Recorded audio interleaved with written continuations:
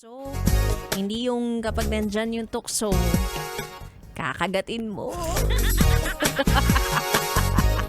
Diba, nilalabanan yan. Hindi yan sinusunggaban. Ikaw talaga, sunggab ka ng sunggab. Mga yes, friend, ako yung nagbabalik.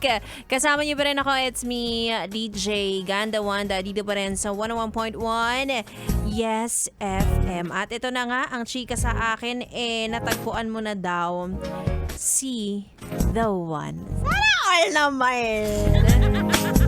Pero ito na nga rin, nung natagpuan mo si The One, natagpuan din siya ng iba, kaya ngayon ay pinag-aagawan. Pumili ka kasi ng gwapo. Di ba ngayon yung sinasabi nila, kapag makikipagrelasyon ka, tapos pumili ka ng may itsura, asahan mo na magiging lapitin talaga siya ng ng mga langaw. Diba? Ganun yan. So, dapat i-ready mo ang sarili mo, lalo na kung physically attractive ang iyong partner, diba? Dapat sa ganyan nilalabanan, kaya nag-a-assure ka sa jowa mo na wag kang mag-alala kahit pinag-aagawan nila ako. Sayong-sayo lang to. Eto, sayo lang to. Diba? Konting assurance lang na hindi ako papaagaw, wag kang mag-alala. Ganyan. Pogi mo no? Ay nako, kasi ngayon, sa panahon ngayon, ako laganap po talaga.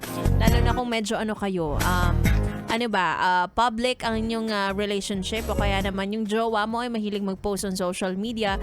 Talaga naman. Nagpipiestahan, akala mo si Joshua Garcia. Anyway, tingnan niya si B-Boy. Ano lang siya? Low-key.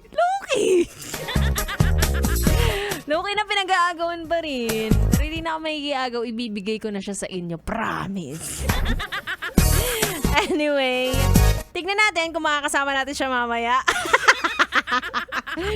For now, ituloy muna natin ang ating tugtugan. Kasama niyo ako hanggang alas 9 ng gabi. Again, it's me, Ganda Wanda. Dito lang sa 101.1 Yes FM Solid.